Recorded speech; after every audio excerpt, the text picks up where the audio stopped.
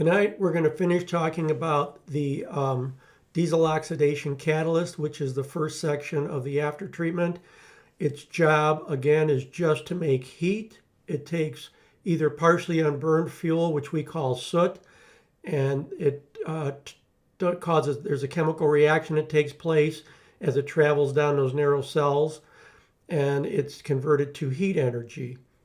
And the second fuel that it'll utilize to do that is when the engine is in a forced or stationary regen, and it is actively dosing fuel either from an injector bolted behind a turbo, or some engines actually fire injectors on the exhaust stroke, and that atomized fuel will go back, and again the catalyst converts that to heat.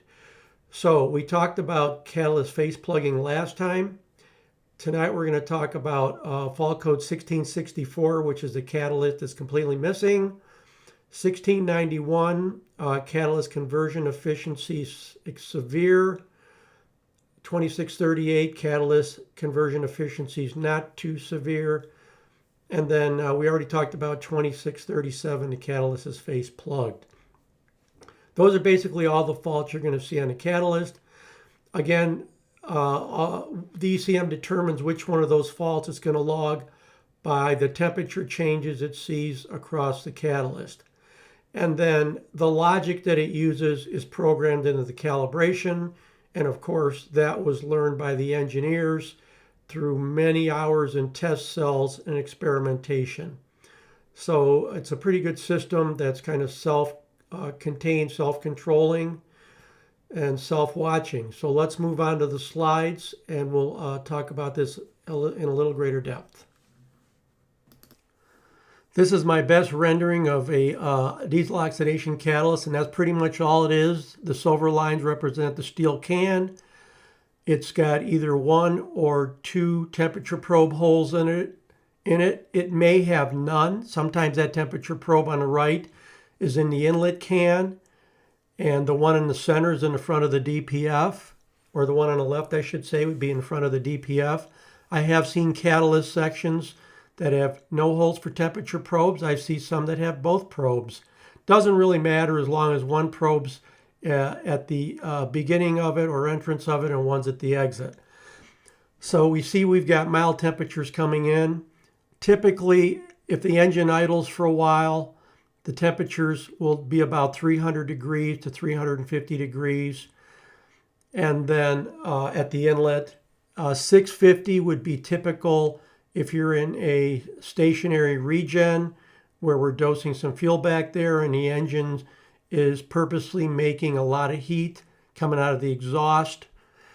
And then the 1000 degrees you see on the left or outlet of the catalyst would be what you would see if we were in a stationary regen, or what you'd call an active regen, where the engine's dosing fuel.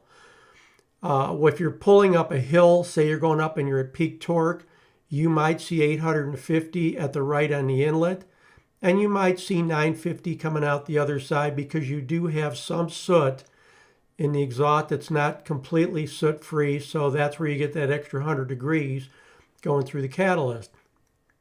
So again, the temperature differential over that element is what the ECM uses to determine what fault it's going to log and whether or not it's going to tell you the catalyst is completely gone. And I've seen the catalyst missing only a couple times, and once was after an EGR cooler failure where they drove for quite a while, and the catalyst actually had a glazed look to it, and that was antifreeze that was basically melted. It coated it as if you would spray it with clear lacquer, but it's almost like a glass coating. It's not that easy to see, but that's what made the catalyst totally inefficient. And the catalyst is dipped in a chemical when they make it, a liquid precious metal dip, and that's what causes the heat reaction with the fuel. So that's its job. It's basically a furnace. You put some fuel in it, and it makes heat out the other side. Inside of Cummins Insight, on the Advanced ECM information screen, on a CM2350, you have after treatment diesel oxidation catalyst efficiency. If you clicked on that, and that's not being shown here, but if you clicked on that tab, you would see 1.0 would be a very good new catalyst, very efficient, and then 0.95 or less. And the smaller that number is, the more inefficient the cat's getting. I don't use that myself. I prefer to take a look at the catalyst efficiency in a graph over the course of a after-treatment diesel particulate filter stationary regen. And this is that graph, and we're looking at the very top line, the red line, and that represents the catalyst temperature, and then the diesel particulate filter outlet temperature is next. And if the catalyst is doing a good job and is efficient, that's what it's going to look like. And this is a little bit advanced for where we're at here in our after-treatment progression, but this is a good example, so I wanted you to see it. Next, we're going to take a look at a poor example.